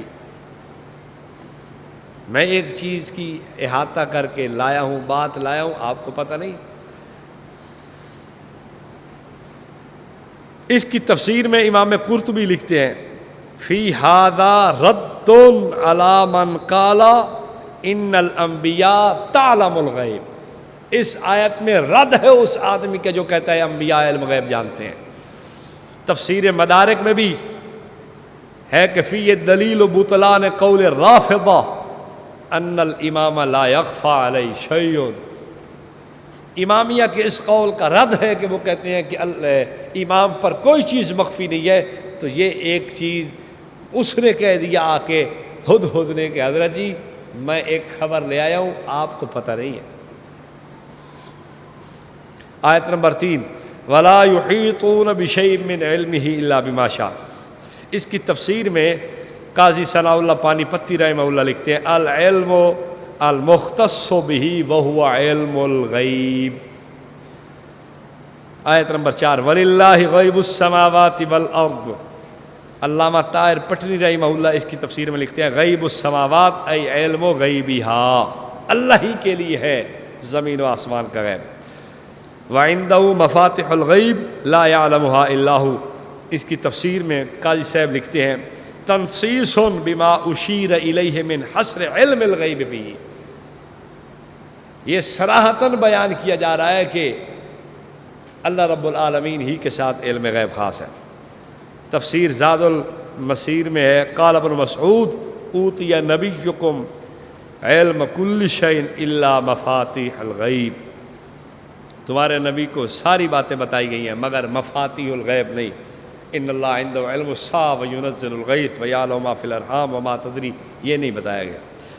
آیت نمبر 6 ولا اعلم الغیب، تفسیر مدارک میں ای لا ادعی ما یستبعد فی العقول ان یکون لبشر من ملک خزائن اللہ وعلم الغیب، اور تفسیر النکت والعیون میں ہے فنفى رسول اللہ صلی اللہ علیہ وسلم عن نفسی علم الغیب لأنه لا يعلمه غیر اللہ، اور آیت نمبر 7 وَلَوْ كُنْتُ أَعْلَمُ الْغَيْبَ لَاسْتَكْثَرْتُ مِنَ الْخَيْرِ وَمَا مَسَّنِيَ السُّوءُ، أي جلب منفعة ولا دفع مضرة دينية ولا دنيوية وهو إظهار للعبودية والتبري عن دعوى العلم بالغیب، علم غیب کے دعوے سے برات کا اعلان ہے۔ تفسیر نیشابوری میں ہے ما شأنی ان اعلم الغیب، میری شان نہیں ہے کہ میں علم غیب رکھوں، یہ میرے پاس علم غیب ہو۔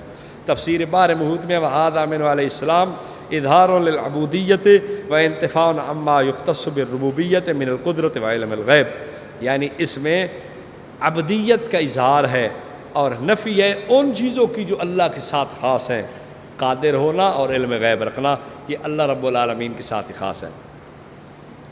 آگے چل کے پھر لکھا ان انا الا نذیر و بشیر لقوم یؤمنون لما نفع عن نفسی علم الغیب اخبر بما بعث به من النذارہ۔ تفسیر سالبی میں ہے ھذا امر بان یبالغ فی الاستسلام ویتجرد من المشارکۃ فی قدرت اللہ وغیبہ، یعنی آپ مبالغہ کر کے اچھی طرح واضح کر کے یہ بیان کر دیں لوگوں کو، کیا کہ بھائی اللہ رب العالمین کی صفات کے اندر میں شریک نہیں ہوں، نہ میرے پاس یہ قدرت ہے، نہ ہی میں علم غیب جانتا ہوں۔ بہرحال یہ چند ایک آیات تھی اور حدیثیں دیکھ لیں آپ۔ بخاری انما انا بشر و انہ یاتینی الخصم فلعل بعضکم ان یکون ابلغ من بعض۔ صحیح البخاری کی حاشیہ میں ہے انما انا بشر لا اعلم الغیب، میں علم غیب نہیں جانتا۔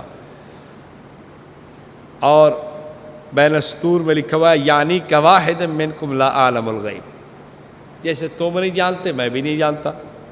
علامہ خفاجی اس کی شرح میں لکھتے ہیں انما انا بشر لا اعلم الغیب، میں علم غیب نہیں رکھتا۔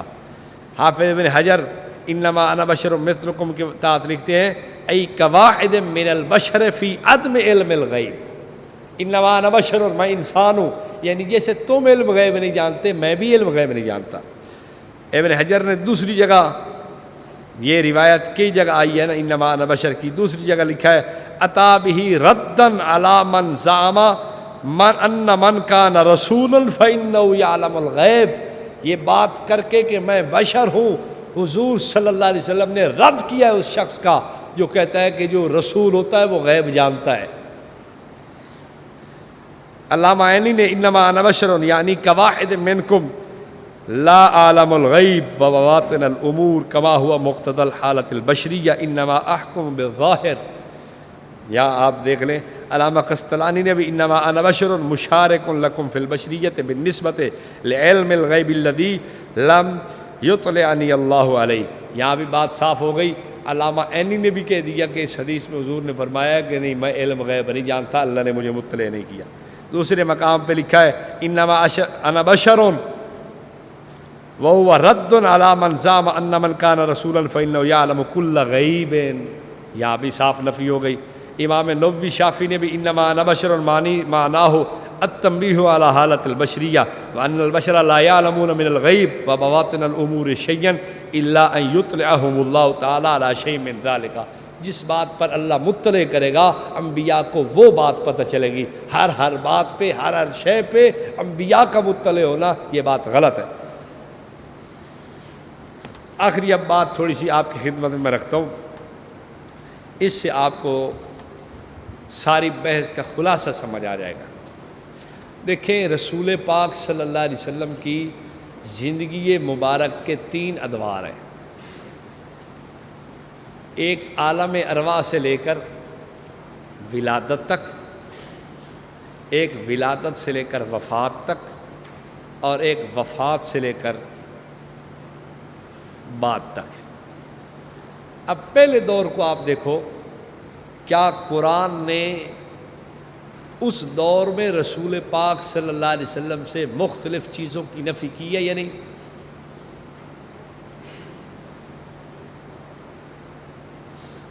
اب آپ دیکھیں قرآن پاک نے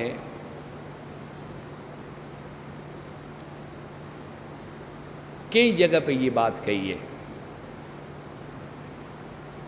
تلک من انباء الغیب نوحیہا الیک ما کنت تعلمہا انت ولا قومک من قبل ھذا۔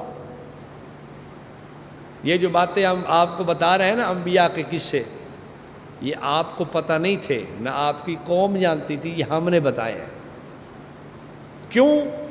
اس لیے کہ قرآن نے دوسری جگہ پہ صاف کہہ دیا ہے وما کنت من الشاہدین وما کنت لدیہم اذ اجمعوا امرہم وہم یمکرون، سورہ یوسف کے اندر بیان کر دیا۔ یہ جو قصہ یوسف ہم نے بیان کیا ہے نا، آپ وہاں نہیں تھے۔ حضرت موسیٰ علیہ السلام کے حوالے سے کہا وما کنت من الشاہدین، آپ نہیں تھے۔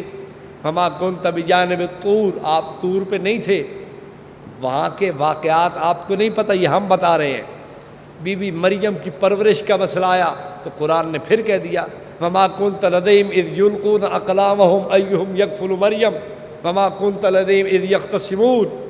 آپ نہیں تھے وہ جو جھگڑا ہو رہا تھا نا کہ کون مریم کی پرورش کرے، آپ اس موقع پہ نہیں تھے، یہ ہم آپ کو بتا رہے ہیں۔ تو ایسے واقعات، احوال قرآن مقدس سے پتہ چلا کہ رسول پاک صلی اللہ علیہ وسلم اس موقع پہ چونکہ نہیں تھے تو آپ کو یہ چیزیں بھی پتہ نہیں ہیں، بعد میں آپ کی نبوت کے لیے دلیل بن کے یہ چیزیں سامنے آئیں، اور کافر بھی سمجھتے تھے کہ چونکہ یہ تو اس وقت نہیں تھے اور یہ پوری پکی خبر دے رہے ہیں، یہ اللہ رب العالمین کے علاوہ کوئی ان کو نہیں بتا سکتا۔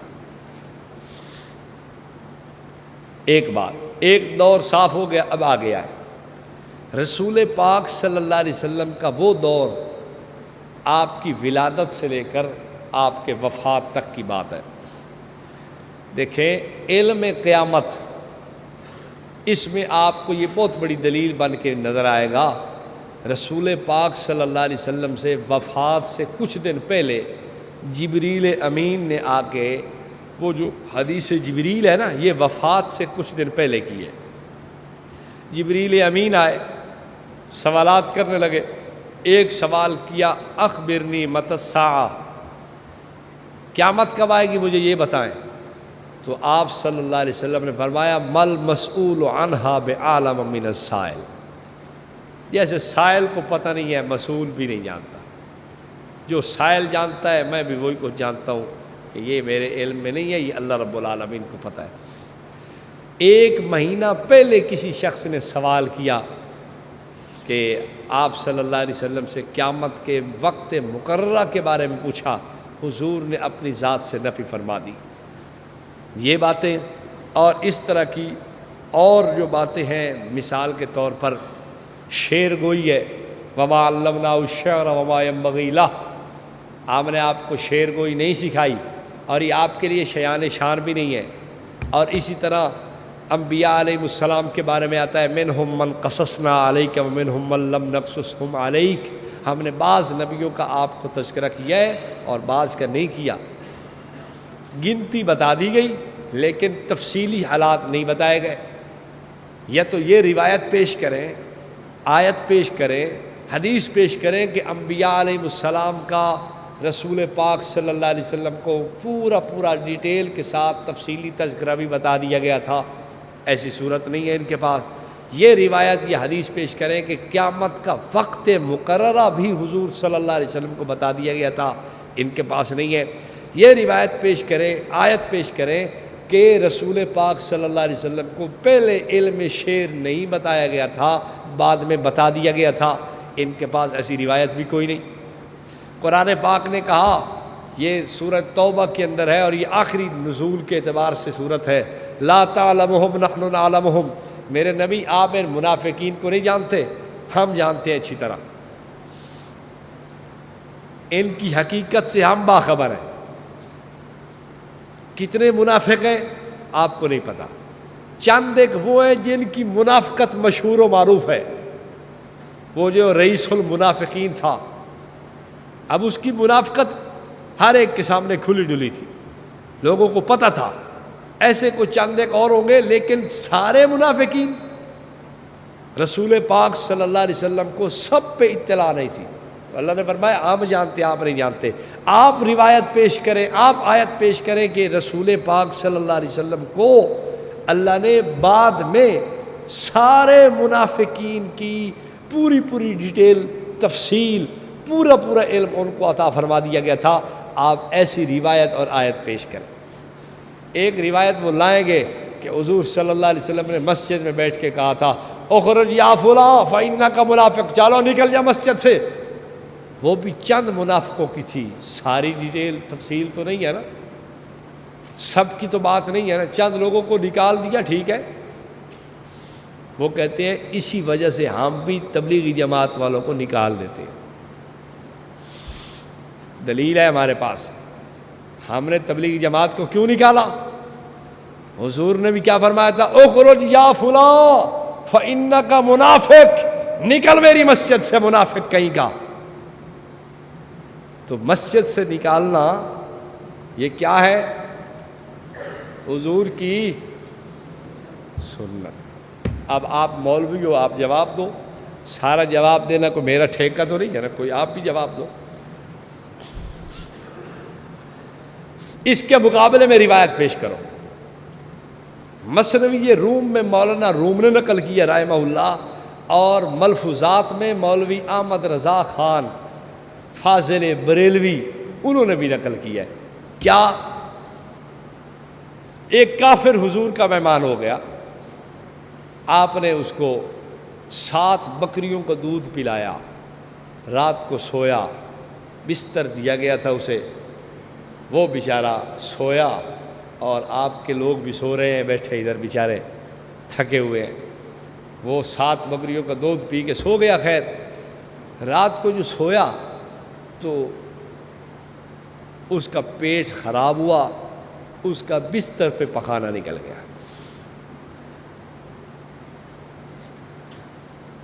بستر پہ پخانہ نکل گیا. رسول پاک صلی اللہ علیہ وسلم تشریف لائے تو آپ نے اسے دھویا. یہ مولانا روم نے بھی نقل کیا ہے اور فاضل بریلوی نے بھی نقل کیا ہے. اب میں آپ سے پوچھتا ہوں، کافر مہمان بنا تو حضور نے نکالا ہے یا اسے مہمانی کے لیے قبول فرمایا؟ کیوں جی؟ جو قیدی آتے تھے، باندھا جاتا تھا مسجد میں، ان کو بھی صحابہ کے ذریعے کھانا کھلایا جاتا تھا یا نہیں؟ اور یار ایسے نو تسی لے جاؤ، اے فلانا جڑا نا تو لے وان، فلانے نو تو رلا لے وان، فلانے نو تو گھر لے وان، انہاں نو ٹکر کھواؤ، روٹی کھلائیں انہیں. مسجد میں انہیں باندھا جاتا تھا. اب کافر جو مہمان ہوتا تھا اسے نکالا جاتا تھا یا اسے مہمانی کے لیے قبول کیا جاتا تھا؟ تبلیغ والے مہمان ہوتے ہیں یا علاقے کے لوگ ہوتے ہیں؟ تو اگر تم انہیں مسلمان نہیں بھی سمجھتے، تمہاری اپنی قسمت کی بات ہے کہ کسی اللہ والے کو مسلمان نہ سمجھو، اپنا ہی نامہ اعمال خراب کرو گے. لیکن اتنی بات تو سمجھ آ گئی نا کہ ان کو تم مسلمان نہیں بھی مانتے، پھر بھی تمہیں ان کی کیا کرنی چاہیے؟ میزبانی کر کے ان کی مہمانی کا حق ادا کرنا چاہیے. حضور نے 7 بکریوں کا دودھ پلایا تھا، تسا ہکے دا دودھ پیواؤ چاہے 7 دا نہ پیواؤ. بس حضور صلی اللہ علیہ وسلم نے بستر دیا تھا. چاہیے تو تمہیں یہ تھا کہ بیوی کو کہتا ہے جتنے میں نے ختم پڑھ کے بستر کٹھے کیا سارے باہر نکال. 11 بندے جماعت دیا کرو تو لے کے بستر سارے نو دے. جو میں نے ختم پڑھ کے مال کٹھا کیا ہے، جتنا سالن روٹیاں پڑی ہوئی ہیں سب گرم کر. آج حضور صلی اللہ علیہ وسلم کی سنت پوری کرنے کا موقع ہے. اب روایت کے سامنے آپ روایت لائیں، ٹھیک ہے؟ اب تطبیق کیسے ہوگی؟ جو جواب تم دو گے وہی ہماری طرف سے سمجھ لینا. ویسے تطبیق کی صورت یہ ہو سکتی ہے، ایک ہے مہمان کی مہمان نوازی کے لیے اسلام کی کوئی شرط نہیں ہے. بات سمجھ آئی؟ کوئی مہمان آتا ہے، کیسا ہی ہے، کون ہے، اس سے کیا غرض ہے، بھوکا پیاس ہے، کھانا مانگتا ہے تو اسے کھلاؤ. اور منافقین تو وہیں کے رہنے والے تھے، اور یہ جو بیچارے تبلیغی کوئی سوات سے، کوئی کہیں کا، کوئی جناب کسی علاقے کا، کوئی وہ مختلف جگہ پہ پھر رہے ہیں، تو یہ بیچارے کوئی وہیں کے رہنے والے مقامی مسجد کے تھوڑے. مسجد کے مقامی کو تو نکال، تیری مرضی ہے، لیکن یہ جو آئے ہوئے ہیں مہمان، ان کو نکالنا تمہاری جہالت کی دلیل ہے. بات سمجھ آ گئی؟ یہ میں نے ایک ایسے آپ کو چٹکلا سے عرض کر دیا ہے. تیسرا زمانہ سرکار دو عالم صلی اللہ علیہ وسلم کی وفات کے بعد حشر تک. آپ نے خود فرمایا قیامت میں ایسے لوگ آئیں گے، ان کو فرشتے روک لیں گے، میں کہوں گا آنے دو، وہ کہیں گے نہیں جی، انک لا تدری ما احدثوا بعدک. ان کی جو بدعات تھیں، ان کی جو رسم رواج تھے، خرافات تھی، انہوں نے پتہ نہیں کیا کچھ کیا ہے. آپ تو تشریف فرما نہیں تھے، پیچھے پتہ نہیں یہ کیا کچھ کرتے رہے ہیں، اتنی بدعت و خرافات کو جنم دیا ہے کہ انہوں نے شیطان کے بھی کان قطر لیے. شیطان کو بھی اتنا پتہ نہیں ہوگا جتنا یہ کر رہے ہیں ڈرامے باز. بعض لوگ مرشد شیطان سے بھی بڑھ جاتے ہیں. اس پہ مولانا روم نے بھی ایک واقعہ نقل کیا ہے، لیکن ابھی سنانے کا موقع نہیں، پھر انشاءاللہ وقت ہوا تو سناؤں گا. تو بعض لوگ شیطان کے بھی کان قطر لیتے ہیں، شیطان کو بھی کان قطر جاتے ہیں اور اس سے بھی بڑھ جاتے ہیں. خیر، میں عرض یہ کر رہا تھا، تیسرا دور تو فرشتے کہیں گے انک لا تدری ما احدثوا بعدک، یہ جی کیا کچھ کرتے رہے، بدعات، خرافات، رسم و رواج ارد گرد کی انہوں نے پتہ نہیں کتنی چیزیں کی ہیں جو آپ نہیں جانتے تھے. اور دوسرا اس پہ واقعہ آپ یہ دیکھیں، رسول پاک صلی اللہ علیہ وسلم نے فرمایا کل قیامت کے دن میں سجدے میں سر رکھ کے اللہ کی اتنی حمد و ثنا کروں گا، اتنی کروں گا، نہ مجھ سے پہلے کسی نے کی ہوگی، نہ میرے بعد کوئی ایسی ثنا کرے گا، اللہ کی تعریف کرے گا، لیکن ابھی مجھے آتی نہیں ہے، اللہ اسی وقت مجھے القاء کرے گا. تو یہ جمیع ما کان و ما یکون کی آپ کی قید تو ختم ہو گئی، ٹوٹ گئی، اس لیے کہ موجبہ کلیہ کی نقیض سالبہ جزیہ آتی ہے. آپ کا موجبہ کلیہ کا جو اصول تھا ایک جزی نے آگے توڑ کے پھینک دیا. پھر انبیاء علیہ السلام قیامت میں یہ بھی فرما رہے ہیں، جب اللہ رب العالمین پوچھے گا یوم یجمع اللہ الرسل فیقول ماذا اجبتم قالوا لا علم لنا انک انت علام الغیوب. اللہ پوچھے گا نبیوں سے کیا جواب دیا گیا تمہیں، قوم نے کیا تمہارے ساتھ معاملہ کیا، کیا کہا تمہیں، وہ کہیں گے لا علم لنا. تو خیر اس طرح کی اور بھی جزیات نقول آپ کے سامنے رکھی جا سکتی ہیں. اب تھوڑا سا ان کے دلائل کا بھی اجمالی سا تذکرہ آپ ملاحظہ فرما لیں. جتنی آیات یہ پیش کرتے ہیں، کوئی مکی ہے، کوئی 1 ہجری کی ہے، کوئی 2 ہجری کی ہے، کوئی 4 ہجری کی ہے، کوئی 6 ہجری کی ہے. ثابت کیا کرتے ہیں، جمیع ما کان و ما یکون کے علم اللہ نے حضور کو دے دیا. کون سی آیت، علمک ما لم تکن تعلم، یہ کب اتری، کہتے ہیں یہ 5 ہجری میں 4 ہجری میں اتری ہے. جمیع علم دے دیا. اب آپ سے میں پوچھتا ہوں، جب جمیع علم اللہ نے دے دیا 4 ہجری کے اندر، اس کے بعد قرآن کے نازل کرنے کی کوئی ضرورت تھی؟ وہ تو پہلے مل چکا تھا. پہلے ایک چیز حاصل ہو گئی، اب یہ تحصیل حاصل ہے. ایک چیز مل چکی ہے، بار بار اس کا ملنا یہ کیا مطلب، یہ تو کوئی فائدہ ہوگا. پھر تم بار بار اس کا نزول بھی ثابت کرو. سورۃ فاتحہ کئی بار نازل ہوئی ہے، وہ کئی فوائد کی وجہ سے کئی بار ہوئی، اس کا حدیث میں ثبوت تو ملتا ہے نا. تم کہتے ہو کہ جمیع علم مل چکا 4 ہجری کے اندر. علم آدم الاسماء کلہا، یہ کب نازل ہوئی، یہ جی ابتدا میں نازل ہوئی ہے، ہجرت کی ابتدا میں. چلو 1 ہجری میں نازل ہوئی میں مان لیتا ہوں. جب 1 ہجری میں جمیع ما کان و ما یکون علم مل گیا، اس کے بعد قرآن کیوں نازل ہوا؟ ایسے جاہل ہیں، بعض آیات مکی پڑھتے ہیں، عالم الغیب فلا یظہر علی غیبی احدا، علم غیب مل گیا. کب نازل ہوئی؟ مکہ میں نازل ہوئی. کبھی مکہ میں مکمل مانتے ہیں جمیع ما کان و ما یکون، کبھی مدینہ طیبہ میں 1 ہجری میں، کبھی 2 میں، کبھی 3 میں، کبھی 4 میں. ان کی عقل عجیب ہے بیچاروں کی. دنیا دماغ سے سوچتی ہے، یہ نیچے سے سوچتے ہیں.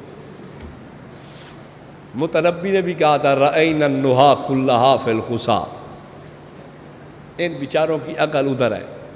اس نے کسی کی تھی نا مذمت، تو اس کو جب خسی کیا گیا اس نے کہا میں تو سمجھتا تھا تو بڑا عقل مند ہے، پر جب سے تجھے خسی کیا ہے نا تو اب پتہ چلا رأینا النہا کلہا فی الخسا، مجھے اب پتہ چلا ہے کہ عقل خوشی میں ہوتی ہے. تجھے خسی ہو گیا تو تیری عقل بھی فارغ ہو گئی. تو بعض لوگوں کی عقلیں، اب میں تو نہیں کہہ رہا بھائی، متنبی کہہ رہا ہے نا، تو بعض رأینا النہا کلہا فی الخسا انہی لوگوں کے بارے میں تھا کہ یہ ان کی عقلیں کہیں اور ہوتی ہیں، یا دماغ میں نہیں ہوتی. دماغ سے جب کام ہی نہیں لینا، عقل شعور کو استعمال ہی نہیں کرنا، پھر بھائی اگر مکہ میں علم غیب مل چکا تو پھر آپ مدنی آیت کیوں پیش کر رہے ہو؟ سوال جائز ہے یا غلط ہے؟ ایک علم ملا ہے کب؟ مکہ میں، وہی 6 ہجری والی آیت سے کہ دیکھو جی قرآن یہ کہہ رہا ہے ملا ہے۔ او بھائی یہ تو پہلے سے ملا ہوا تھا، تم اب کس طرح ثابت کر رہے ہو؟ مثال، بعض لوگ من کنت مولاہ فہذا علی مولا، یہ حجۃ الوداع پہ پیش کرتے ہیں۔ اس کی ایک پوری لمبی ڈیٹیل ہے، تفصیل ہے، میرا موضوع نہیں ہے کہ حضور نے سیدنا علی المرتضیٰ کی خلافت کا اعلان کیا۔ ظالمو تم تو خلافت کو پہلے سے بہت ساری دلیلوں سے مانتے ہو کہ فلاں موقع پہ اعلان ہو گیا تھا، فلاں موقع پہ اعلان، جب فلاں موقع پر اعلان ہو گیا تھا تو اب حضور نے اعلان کیوں کیا؟ ایک چیز کا اعلان ہو چکا ہے، وعدہ وعید سب کچھ ہو چکی ہے، تو پھر اب اعلان کرنے کی کیا ضرورت تھی؟ جب علم غیب پہلے سے مل چکا مکہ میں، وما ہوا علی الغیب بضنین، یہ مکی آیت ہے، ترتیب کے اعتبار سے 7ویں نمبر پہ یہ اتری ہے یہ سورۃ تکویر۔ جب یہ مکہ میں مل چکا، تم کہتے ہو وما ہوا علی الغیب بضنین، حضور غیب بتانے پہ بخل نہیں کرتے، یعنی کیا مطلب؟ سارا غیب حضور کے سامنے ہے اور کوئی بات بتانے میں بخل نہیں کرتے۔ تو جب ہر چیز مل چکی تھی مکہ میں، تو پھر مدینہ طیبہ والی آیتیں پڑھتے کیوں ہو؟ تہاڈا کوئی دین مذہب ہے، کدی مکے والی پڑھتے ہو کدی مدینے والی پڑھتے ہو، تو کام تہاڈا واتی ثابت نہیں پی ہوتا، مسئلہ پھر بھی ثابت نہیں ہوتا، کبھی ادھر بھاگتے ہو کبھی ادھر بھاگتے ہو، کبھی ادھر بھاگتے ہو کبھی ادھر بھاگتے ہو۔ اب آپ ان سے ایک سوال کریں کہ علم غیب ملا کب ہے؟ جب یہ سوال کریں گے نا تو ان کے غبارے سے ٹھوس ہوا نکل جائے گی۔ وہ کہیں گے علم غیب، اب دیکھو غور سے سننا، علم غیب ملا ہے جب قرآن کا نزول مکمل ہو گیا، اسے کہو ٹھیک ہے، اب آیت پڑھ، علم غیب مل گیا۔ اب وہ آیت پتہ کون سی پڑھے گا؟ وما ہوا علی الغیب بضنین۔ تو اب آپ نے اسے کہنا ہے ثابت تو کرتا ہے مکی آیت سے، اور ملا ہے کب؟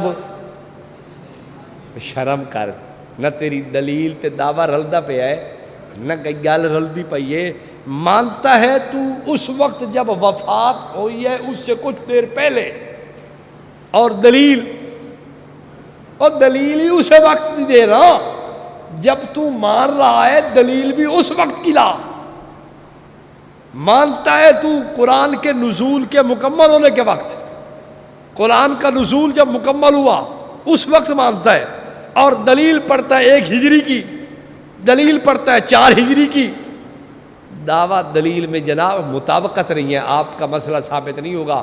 آپ وہی 9 ہجری کی آیت پڑھو، وہی 10 ہجری کی پڑھو، بلکہ نزول قرآن کے مکمل ہونے کی آیت پڑھو کہ سرکار دو عالم صلی اللہ علیہ وسلم کو جمیع ما کان و ما یکون کا علم دے دیا۔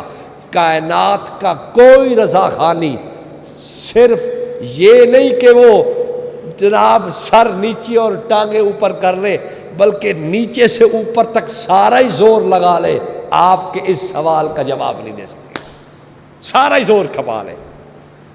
فَقْزِ مَا أَنْتَ قَاسٍ، اسے کہو جو کر سکتا ہے کر لے، باوے ٹنگا اتا چکر، سیر تلے کر کھلو، باوے کدو دا زور لالا، کہیں سے زور لگاؤ، لیکن ایسی دلیل پڑھ جو تیرے دعوے کے ساتھ مطابقت رکھتی ہو۔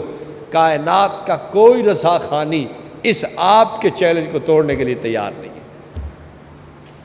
سمجھ آئی بات کی؟ چلو نہیں آئی تو پھر اسی فائل کو سارا پڑھ لینا۔ اللہ رب العالمین آپ لوگوں کے علم، فہم اور صلاحیت کے اندر مزید برکتیں نصیب فرمائے۔ واقول قولی ھذا۔